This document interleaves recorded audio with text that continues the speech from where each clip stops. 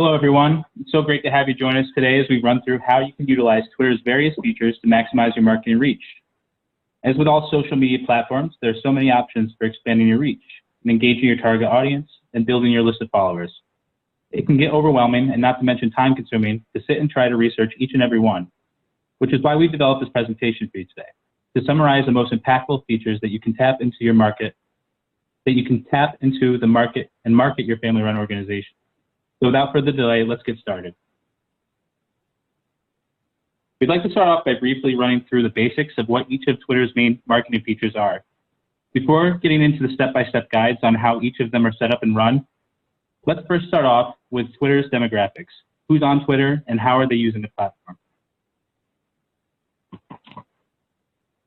So in looking at the data presented in the slide here, you can see that Twitter users tend to skew male between the ages of 18 to 29, and users often access Twitter for their daily news updates and mostly from their phone. Some of the other stats that may help are 24% are male, where 21% of the users are female. 37% overall are between the ages of 18 and 29, and then 25% of the users are 30 to 49 years old.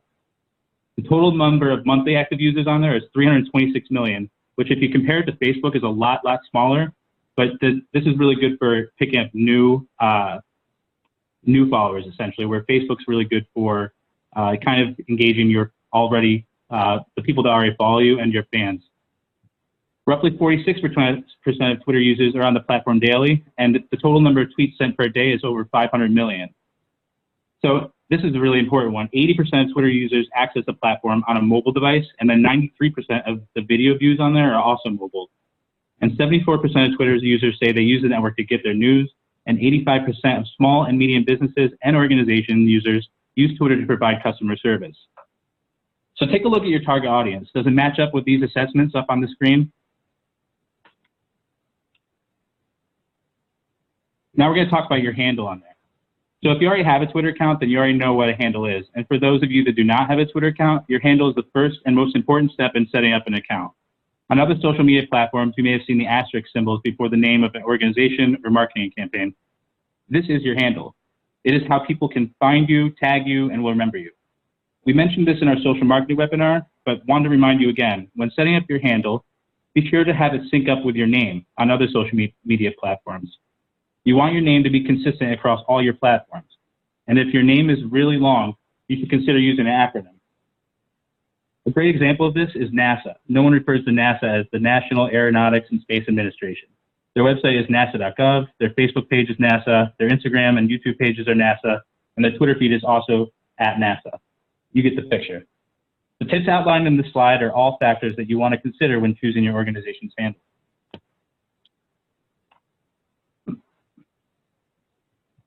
Here we have some posting tips.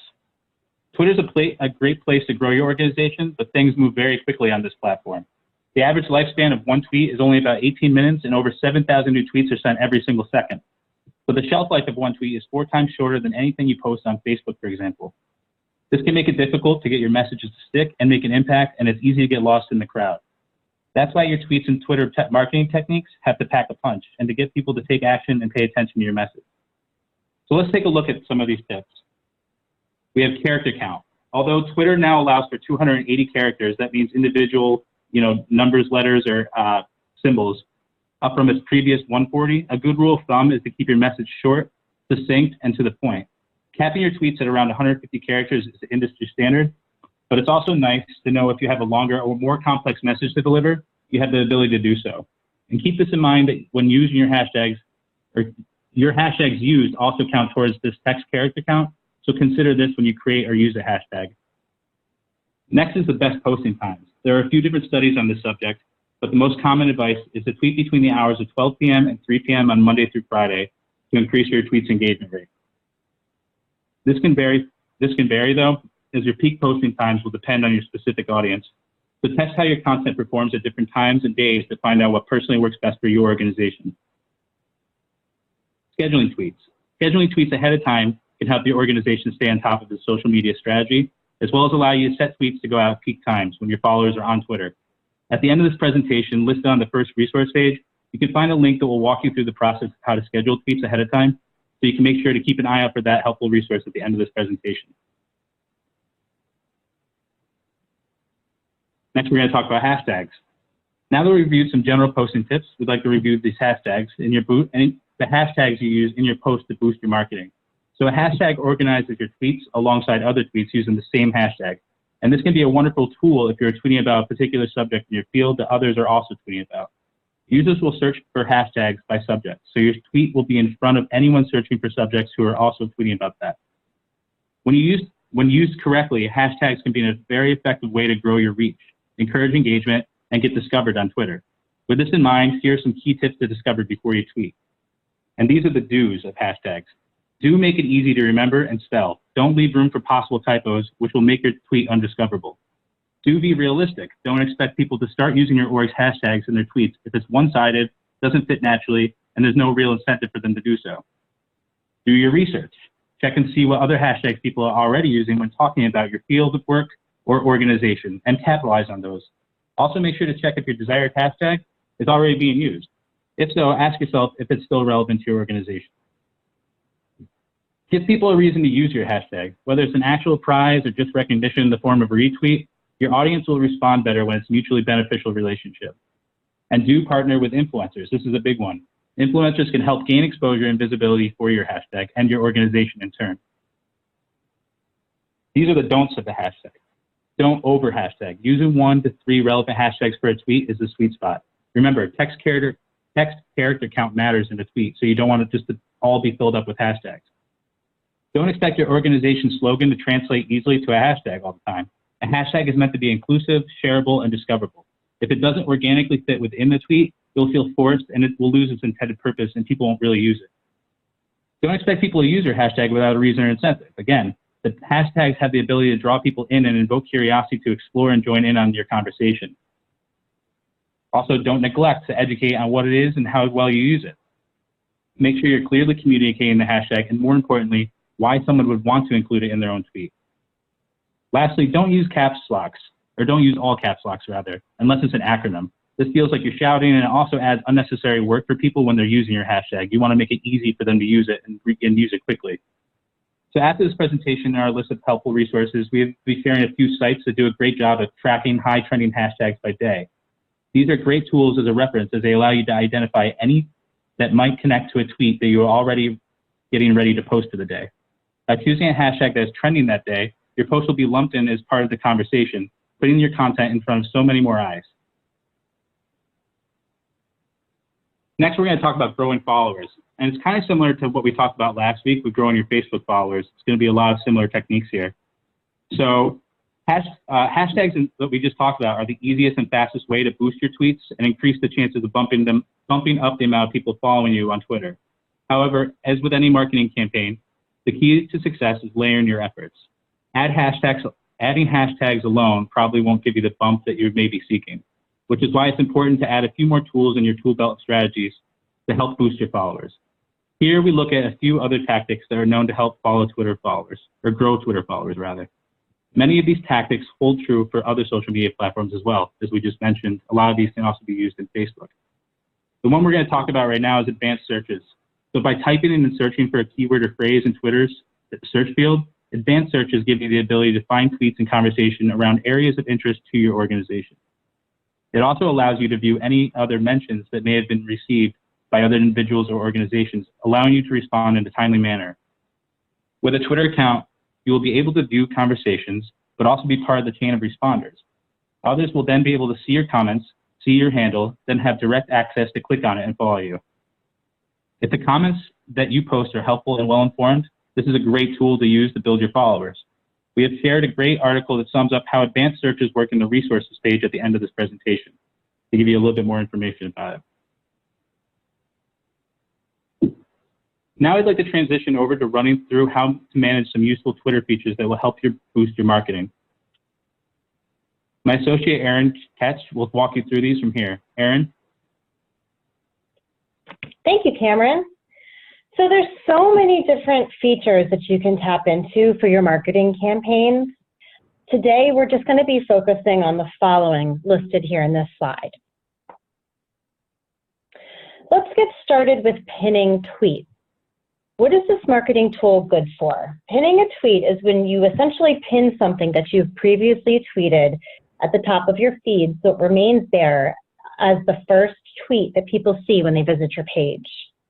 It's a great marketing tool for when you're launching a campaign. With a campaign, you typically want to tweet daily, but by pinning an original tweet to the top of your feed, you're able to continue to serve up your big picture message over and over.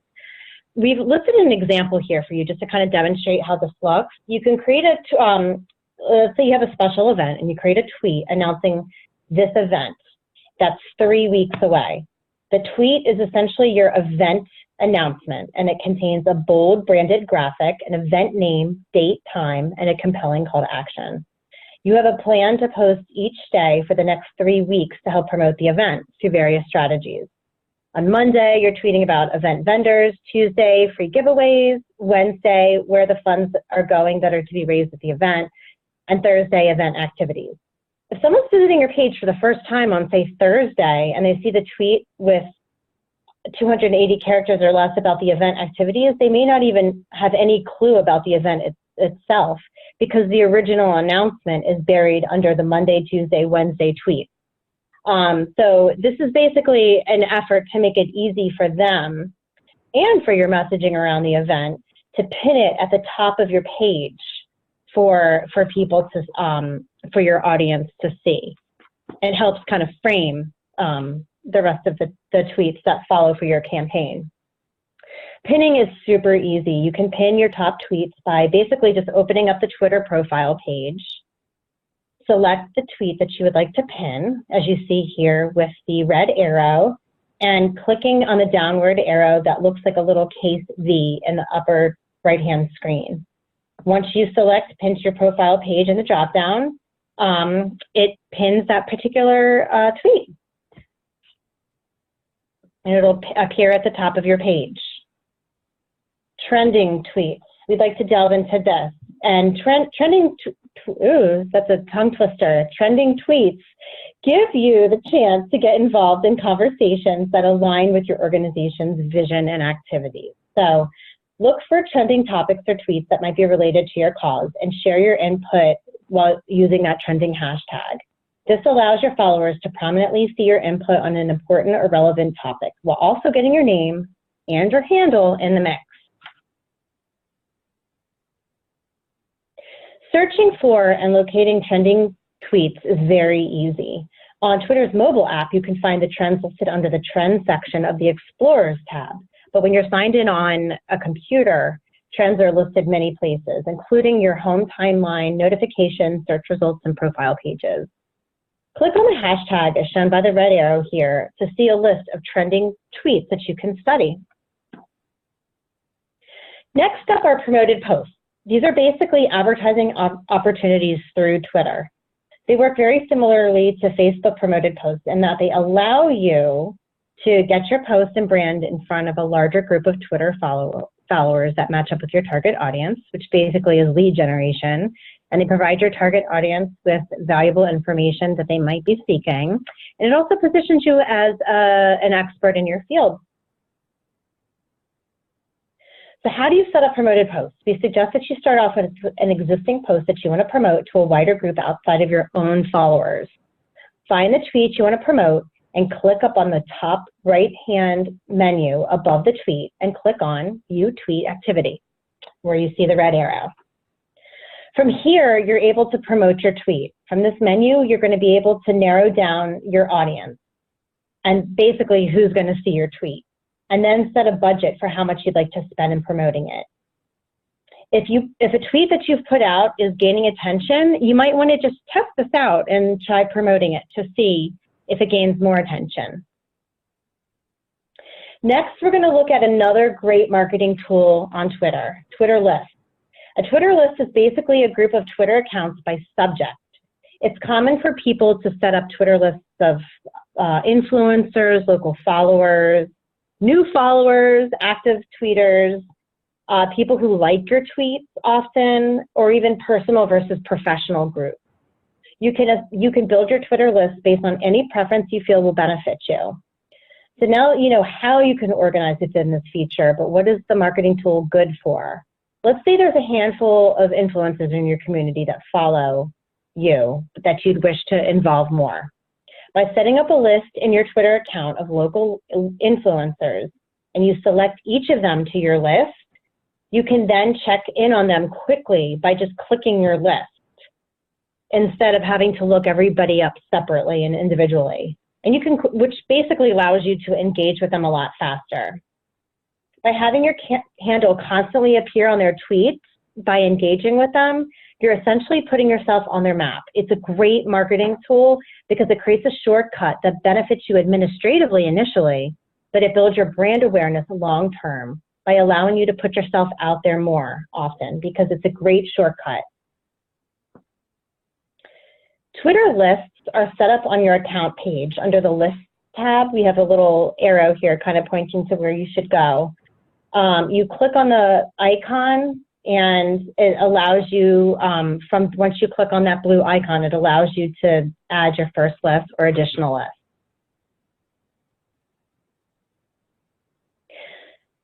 Next up is Twitter Messenger. Want to engage individuals or small groups of your followers in a more one-on-one setting? This is very similar to the Facebook Messenger that we recently spoke about.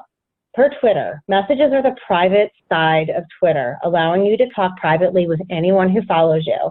In other words, messages allow you the opportunity to build relationships. Need we say more? This marketing feature is great for allowing you to have these one-on-one conversations, and you can really delve deeper on what you want to accomplish than in just one single post. Activating this is easy. Let's go over that right now. Twitter messages are accessed through your main account page. Again, this is kind of where you access everything, and appear as an envelope. As you can see, the red envelope, the red arrow pointing to this. You click on the envelope and it'll allow you to create a new message. And through this feature, you're able to find people by importing your contacts and find your friends and people you may know who also have Twitter accounts. So that's kind of a bonus. And lastly, as within all other social media platforms, Twitter has the tools in place to allow you to track what's working for you and what isn't working. So you're able to switch gears if a strategy or marketing tool is not working for you. On your profile page, there's a drop-down menu that gives you access to your page analytics, where the red arrow is pointing. The built-in analytics tool tracks the following data: how many tweets have you put out over a given amount of time, the amount of impressions those tweets have received. Impressions on Twitter are the same thing as your reach on Facebook. It simply just means how many people have laid eyes on your post. In this case, a tweet. How many other users have visited your Twitter profile? How many other users mentioned your organization's handle in their own tweets? How many followers you've gained or lost? And finally, helpful macro data about all of your followers, such as their interests, their age, their gender, location, occupations, income, etc.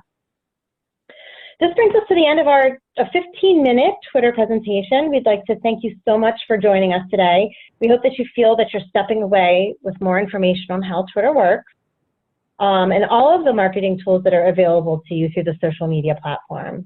We're going to leave you today with 2 pages of resources that I believe Cameron had talked about earlier that you can access to give you more information that we couldn't review within this 15-minute time period. We hope you enjoyed diving in and learning more about the wonderful world of Twitter through these links. So I believe it's we have one resources page which kind of goes over some tools that we discussed today, just in more detail, advanced searches and scheduling tweets. And then the other resource page are some other Twitter marketing tools that we weren't able to cover today in the 15-minute time frame that we really highly suggest that you take a look at and consider in your marketing mix. And there are some great links there for you to go and learn more.